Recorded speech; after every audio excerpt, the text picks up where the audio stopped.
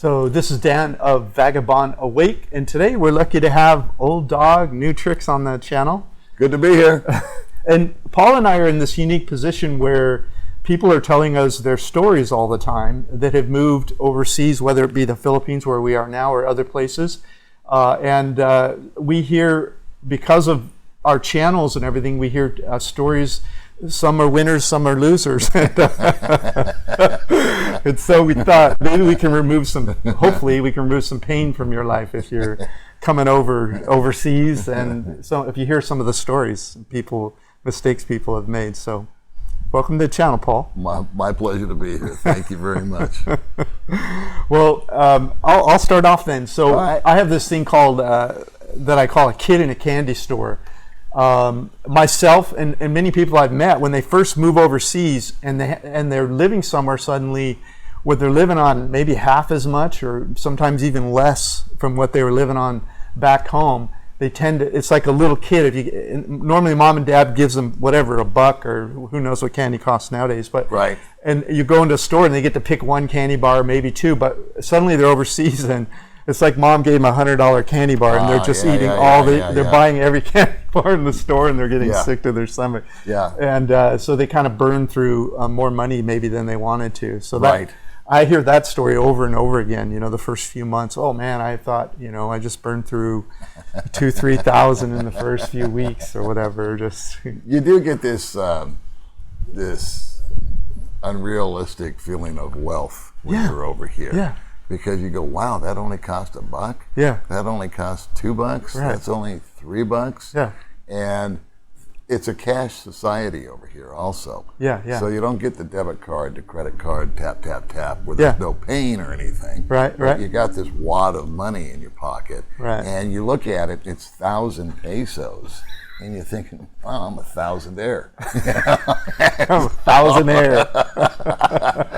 And so it is easy to just come in and decide that you're going to pick up the check. And you're gonna take care of that. Yeah. And you're gonna over tip because the girl smiled at you. Yeah. And this is all nuances that are really for new people. Exactly. It's true. I did it. I did it too. From total experience. Yeah. When I got here, I thought, man, my rent is only $400. Yeah. I was paying $3,600 in the States for my house. Yeah. $400, 2-bedroom, 2-bath apartment, and I just felt richer. Yeah. And acted richer. Yeah. And burned through cash like crazy. And so I understand it. I get the concept. Yeah, and there's also a bit of when you see locals, you see somebody working in a restaurant, whether it's a waiter or waitress or someone that's helping you do something, and you think, man, I hope they're getting enough food to eat and all that. So you might tip 20% or 15% in the States, but then you think here, 20% of $1 is 20 cents. What are they going to buy with that? So, so if you find yourself for a $1 item, you tip $1. Right. And so your tipping goes up, and you feel like you're sort of, I don't know, like you have this. When you come with that from that world where the money is just worth so much here, it's almost like you feel like you're saving the people that when you come. You know what I mean? It's a gentle way of tithing or being philanthropic. What's the word? Philanthropic? We're in trouble. Philanthropic? Philanthropist. There we go. That one's for sure. That's a good one. It's really kind of a way that you're giving without making it into a big deal or a charity event or a food giveaway. Right. You think, I'm just going to help individually as I go along. Yeah. I can tell you a little anecdotal story. Yeah. There is a gas station here in Valencia, and I went and I filled my gas tank up on the scooter, and it was 180 pesos. And I gave the lady 200. Yeah. And she went to go get change, and she brought it back, and I was getting ready to go, and I said, "Oh, you just keep that."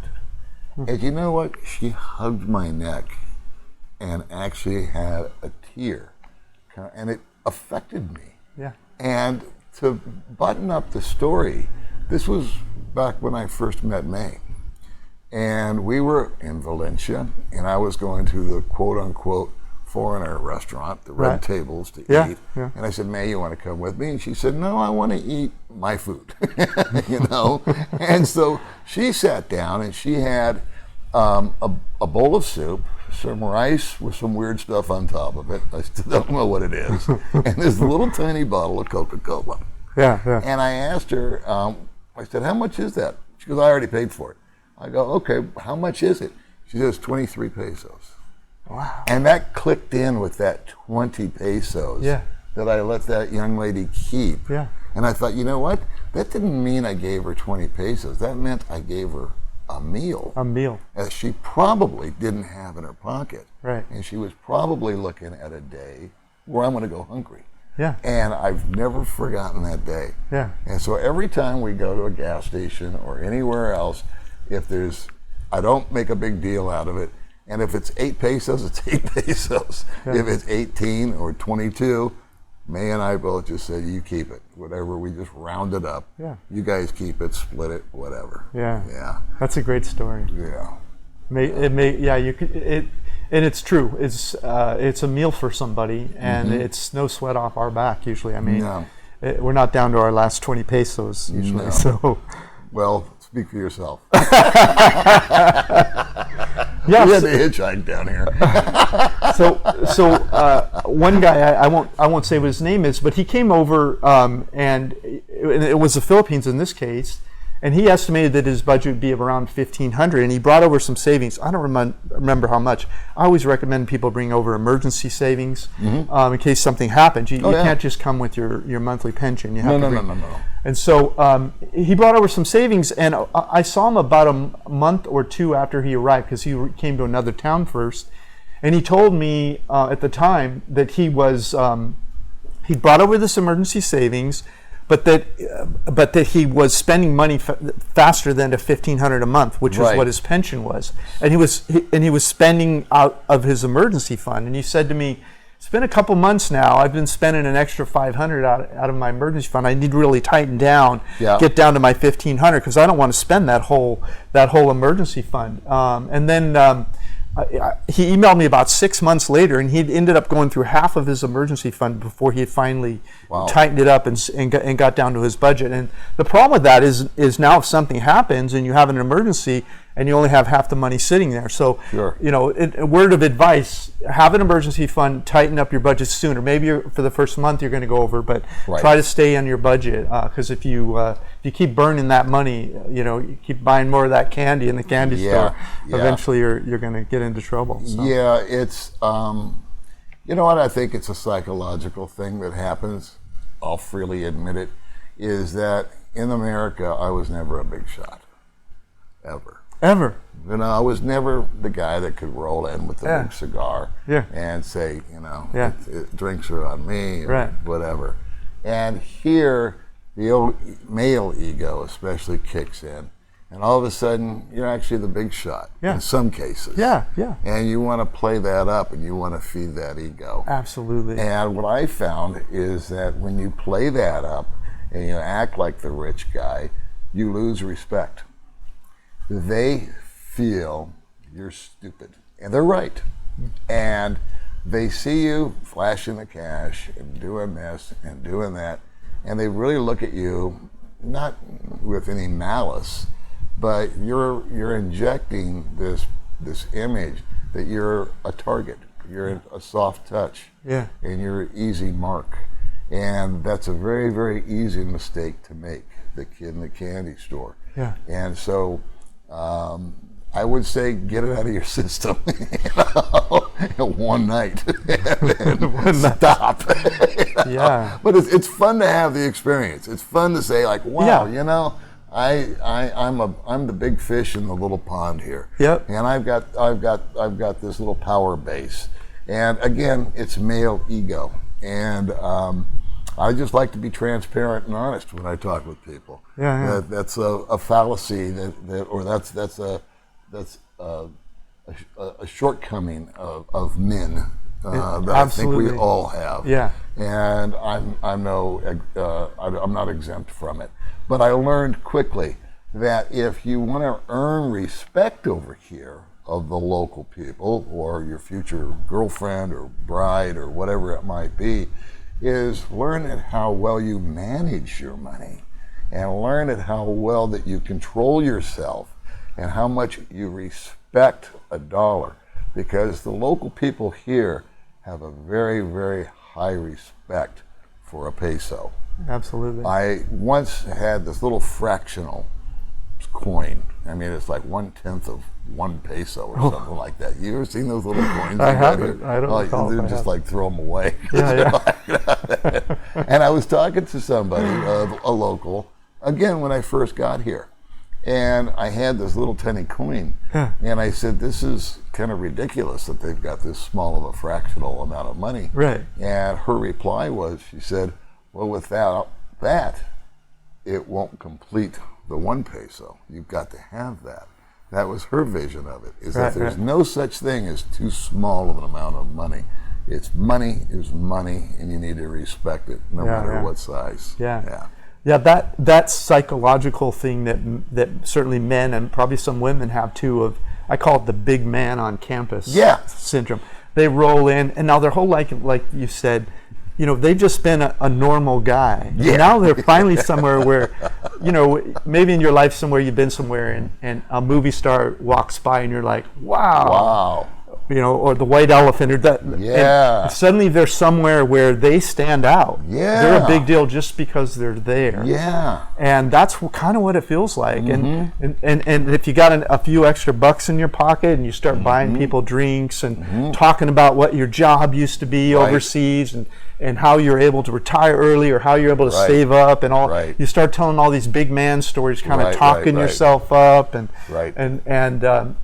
the problem is it sets these patterns where because you've talked yourself into how great you are, all the locals are, when they, as soon as something happens, they're coming in and saying, "Oh, my mom's sick," or "this happened," or "that happened," or "You got all that money you saved. My child needs this thing," and suddenly wait, I'm the big man on campus. And so you're, like you said, you're a target, and you're setting these expectations as if you can do that every day, when maybe you can only pull it off for a week or a month, right? Well, like I said earlier, get it out of your system in one night. Exactly. There's no longevity to that. There's not. Next thing you know, you're going to be on empty. Yeah. And now what happened? The power base is gone. Exactly. You have nothing left. Yeah, and suddenly you're just full of shit. Yeah. You're not interesting anymore. No. So be careful of. I always say the other way I talk about it is loose lips sink ships. You know, people come in and they start talking about what they did for a living, and they knew these people, and they had this, you know, big life going on before they came over here, and some of them even, they do actually come over with, you know, maybe a little bit of money, and they start buying big expensive cars or building a house and all this sort of thing. And if they have the money to do that and have it last long term, you know, power to them. But it's for some of them, it's that ego thing you're talking about, where they really feel like they are a big man, and if they don't have the guns to back it up, and which most of us don't, it can be a big mistake long term. Well, there's an old saying I always lean on: the older I get, the greater I was.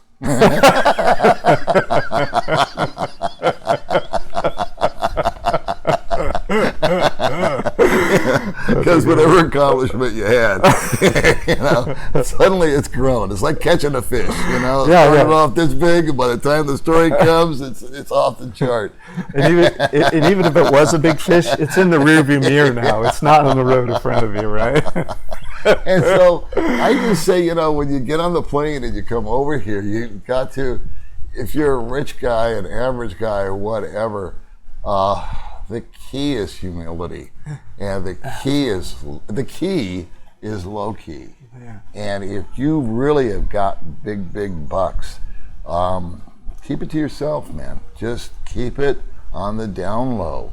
If you're going to do something charitable, or if you're going to do it quietly. Do it when no one else is watching. Yeah, that's that's really real charity. That's real charity. That is, it's between you and God or whatever you worship. That's real charity. If you worship anything. Yeah. And that's when nobody else is watching, is really the judgment of your character. That's Absolutely. when your real character shows. Absolutely.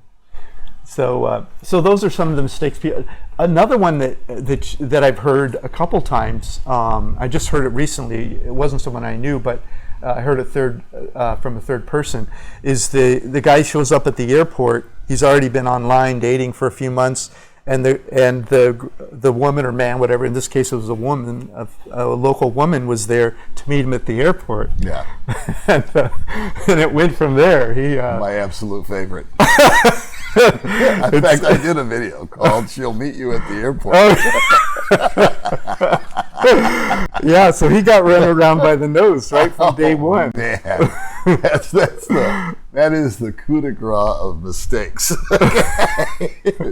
And I get it, especially with the pandemic and the COVID. There have been these big, long 2-3 year conversations between people, and I can't dismiss it as much as I used to because of that. Right. All right? Yeah. And there are some people that have talked online that have talked more and shared more than a couple that's been married for 40 years. Yeah. That's true. They're on Skype every day, and they're checking in, and they're telling them what they did and what's going on and how they feel and what hurts and what their favorite food is and this and that. Yeah. And meanwhile, there's, Joe and Betty Smith back in America.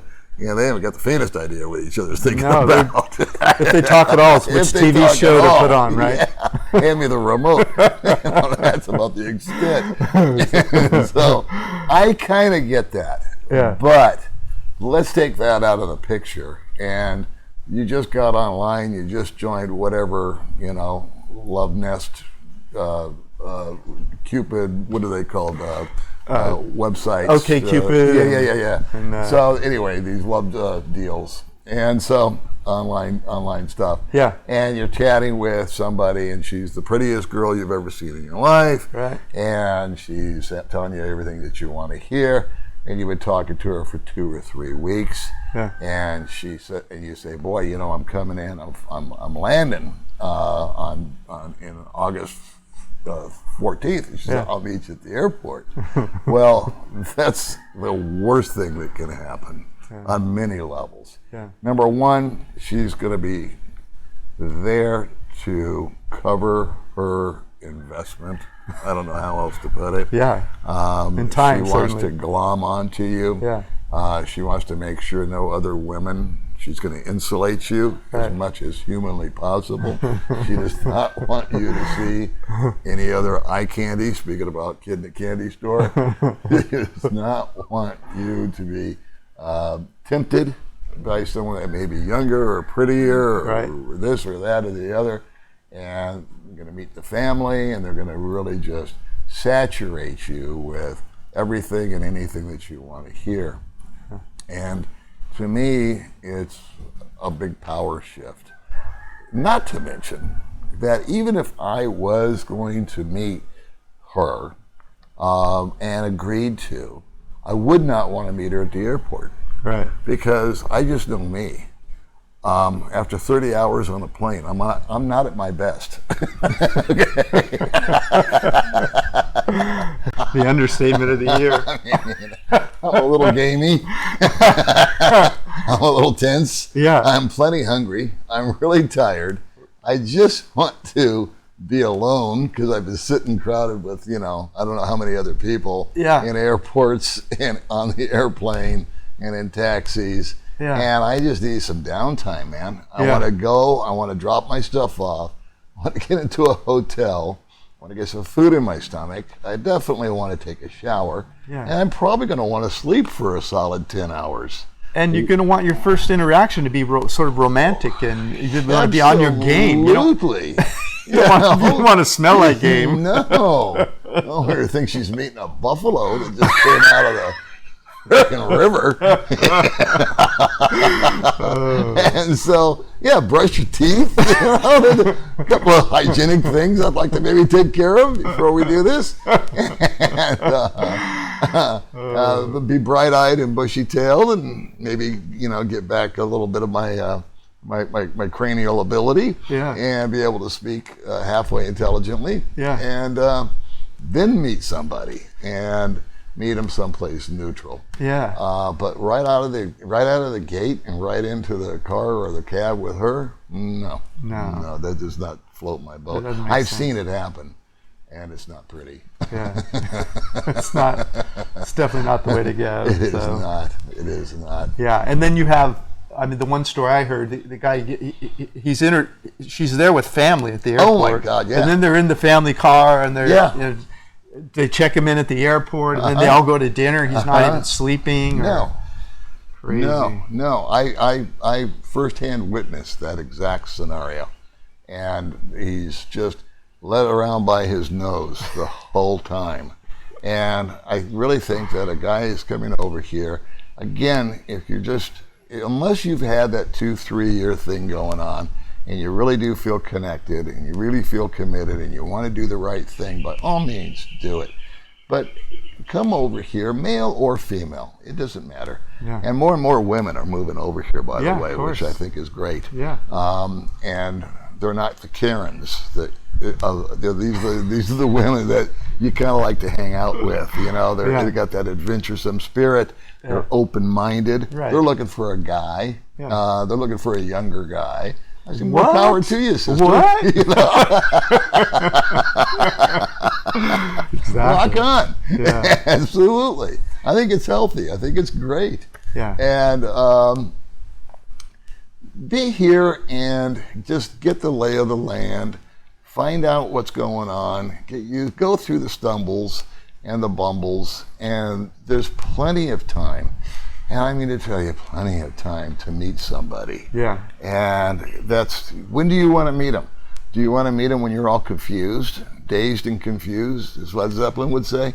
Or do you want to be settled in? Do you want to have your feet on the ground? Do you want to have a place? Do you want to know where you're going? Do you want to have your own mode of transportation set up? It's like flying into a town, staying in a hotel in America, and then getting started in a relationship with somebody when you got to go back home 3 days later. It doesn't make any sense. No. So get in, get settled down, get yourself organized, get yourself acclimated to the culture a little bit. And then there's also the fact that you may meet 2 or 3 other people that you're a little more attracted to, if that's your thing. And so I would say, just leave your options open. Don't lock yourself down to one thing when you first get here. And maybe even if you've developed that 3-year relationship, maybe spend a few days in, fly into Manila, maybe. Spend a few days there, get your bearings, and then fly to the city, and then. And I would say if you have a 3-year or 2-year, even just a few months thing, and you're really excited about somebody, you probably want to put your best foot forward even more then, and not meet them at the airport. But, absolutely. But get your game face on before. I'll pose a question to your viewers. What if you fly into Manila or Cebu and you have this relationship thing going on? What's wrong with being by yourself for a couple of weeks before you actually meet up? And just being for me personally, I like to do things by myself. I like to experience stuff. I don't want to be responsible for someone right away. This is my turn to kind of drop the responsibilities. I'm going to meet her. I'm going to talk to her. I'll probably check in with her every day, stay online with her, all that good stuff, and say, I'm going here, I'm going there. And just kind of get that out of your system. Just sort of get, again, acclimated, get adjusted to the new environment, and then when you do meet her, it won't be nearly as awkward. It'll be you'll be at your best. Another story I hear all the time, well, at least 3 or 4 times, not all the time, is someone, when they retire, they have this idea, they've had a dream their whole life to maybe start a business, a bar or a restaurant, and they come over to one of these countries, and maybe in their home country like the US, it might cost you $500,000, $200,000 at least to start a bar or a restaurant. And over here they're thinking, man, I can get this done for 50 or 100 grand, and maybe that's true, but that's an easy way to get separated from your life savings starting a business in a new country where you're not familiar with the laws, you're not familiar with whether the political or the government officials, how they play the game. You don't have your own eyes on the ground, like maybe a lawyer that understands how things work. And you're just coming over here and just starting a business when you're not really acclimated. You don't really know the culture yet. Yes. You don't know how the employment law works. No. And so just many stories out there if you look around. So I don't know. I would never start a brick and mortar business if I'm going to a country to retire. Even if it was a dream, I would, do something like Paul and I do. Start an online business. Make a little money online. Don't get it so involved in a country that if something happens in that country politically or something else goes on, maybe financially, you can't just pick up and go, because now you've sunk 50 grand or 100 grand into something, and now you're having to deal with government regulations you didn't understand or financial problems, and so that's something I would stay away from too. I would never do it. There's an old joke. Do you know how to make $1 million in business? How? Bring 2 million. Because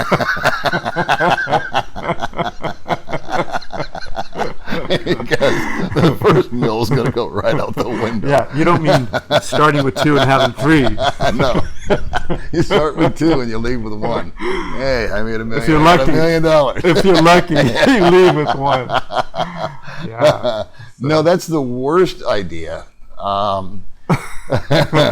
Unless you have been here for one long time, and I can only speak for the Philippines. I have no clue about other countries. Yeah. But here you have to be affiliated with a Filipino to begin with. Right. There's only so much of a share that you can own. Right. It's very expensive. There's so much, from the real estate to the business licenses to the suppliers. I don't know how guys do it. Yeah. Now, if you guys are just, like we were talking about earlier, Marco, they are remarkable. These guys come in and they overcome all those obstacles, and they can make it happen.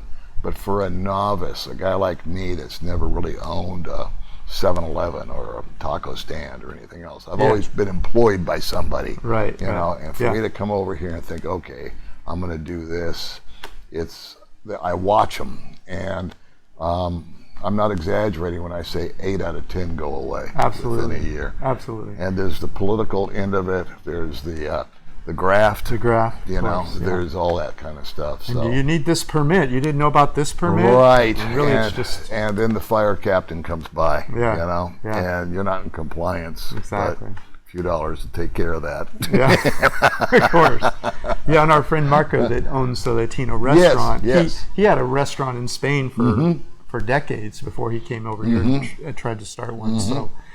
So he might be that exception. Yeah. But for someone with a dream, your whole life you've been a carpenter and you've saved up, $300,000 now, and I'm gonna put $100,000 in a bar. Or I'm gonna buy a bar or start a bar or a restaurant.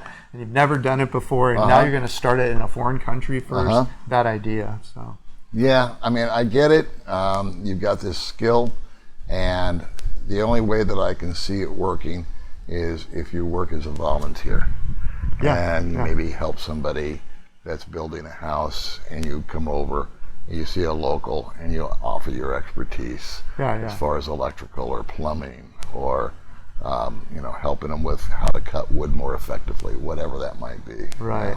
Yeah. So that seems to be a bad idea. One of the other things that some people run into is they get in long-term relationships with professional daters. You want to call them that. And that could be dangerous because they've played the game maybe for years before you show up. Right. And they know how to extract money from you, and might be quite smooth at it. Yes. So you're better off with more of a simple, maybe a province girl here in the Philippines, they're called, or a woman from a smaller town. Stay away from the ones that are slick and experienced, and that goes for men or women. If you're if you come over here, no matter what you're looking for, you want to find like an authentic sort of person. Absolutely. Yeah. The only way I can address that is 2 words, which is slow down, take your time, and there's 100 red flags that I could sit here and name, but I won't do it because no one listens to me. Everyone listens to you, Paul. No, they don't. I'm going to tell you something there, Mr. Dan, okay? Is that when it comes to affairs of the heart, true. There is Absolutely. no advice. That's so true. Guys have come to me and said, hey, what do you think about this, this, this, and this? I have learned my lesson because I have told them the truth. And I said, dude, I would run as fast as I could the other direction. And they proceed anyway. Yeah. And then I'm the bad guy for some reason because they're embarrassed because I was right. Or whatever. So for now, whenever it comes to affairs of the heart and they ask me my opinion, I say, I wish you guys well. I hope everything goes great. I wish you the best. Meanwhile, I'm going to sit back and watch the train wreck. Brutal, but it's true. Yeah. So like Paul said, I mean, time is the thing. Off the bat, maybe you won't be able to distinguish one from the other. No. You're in a new culture. Your clothing's different, food, environment, the way people interact, language. Right. You're the new kid in a new town. Right. So it's going to take a while to figure it out, so just try not to rush into anything. There are some common sense things that guys can be aware of. Yeah. There's an old saying, you can take the girl out of the bar, but you can't take the bar out of the girl. Yeah. So I think location is very important when entering into a relationship with someone. Yeah. Now, it's one thing if you meet a girl and you ask her to dance at a disco or something like that. That's a totally different dynamic. Right. But I'm talking about the women that work there. Yeah. And there's also some telltale signs as far as their mode of dress. I've got some, there's their English ability, how quickly they might touch you. A province girl will not want you to touch her in public or have any sort of display of affection like that. That's not something that you do in public. Right. You don't touch a guy. They'll hug their girlfriends, of course. Right. But again, I won't go through the litany list of what it is, but what I will say is that there's just a lot of common sense stuff. If it comes too easy, there's something wrong. If you don't have, you kind of have to earn it. Yeah. It's something that you need to work at, and if someone just wants to rush right in, they're exercising poor judgment right there. Yeah. I have met women, my friends, all of my friends have met women who have said within the first 10 minutes, I love you, I want to have your baby, I want to move in with you, and do you really want somebody with that mentality? Yeah. I mean, does that make any sense? She's over here cracking up. No, Jen's very practical. She doesn't fall for that stuff. So if you meet somebody and they share ideas with you, they have the proverbial conversation, you seem to get along, and they agree to meet for another encounter, maybe another cup of coffee, or this time we'll have coffee and lunch, and that's a lot more normal. And so the slow down mode is huge on both parts. And so if I met a woman that said, and guys get confused from it, and they still hear it. My friend just told me the other day, he said, I just traveled from here to there to go meet the proverbial girl. She's on a different island. And he said within 10 minutes, she was professing her undying love for him. Yeah. And he goes, you don't even know my favorite color or my last name, or, what I did for a living. There's just something wrong here. Yeah. And that's just, you don't want to enter into that. There's somebody there that's exercising bad judgment. They're exercising bad judgment today. that is not going to be something that they're going to shake loose. That's just a personality defect, I think. Yeah. I really do. I know I'm being critical, but it's the way I feel. Yeah, and you. Another thing I've heard you just said is the idea of someone meets someone and 2-3 days later they're moving in with them. Mm-hmm. I mean, it takes a real relationship takes time. Yes. And if you try to do something that quickly, it could get ugly. You don't know enough about that person. What do they do when things are not going well? Mm-hmm. Are they truth tellers? I mean, mm-hmm. when your personal space is invaded like that, you're very vulnerable. Absolutely. So you should know somebody. And you need to be aware of the laws. Yeah. In the Philippines. Exactly. If you meet somebody and they look young, they tell you they're 25, but ask to see their ID. Yeah. Because they may be underage. They might be. And if you're getting serious with a woman and you have some doubts, ask for a Cinemar.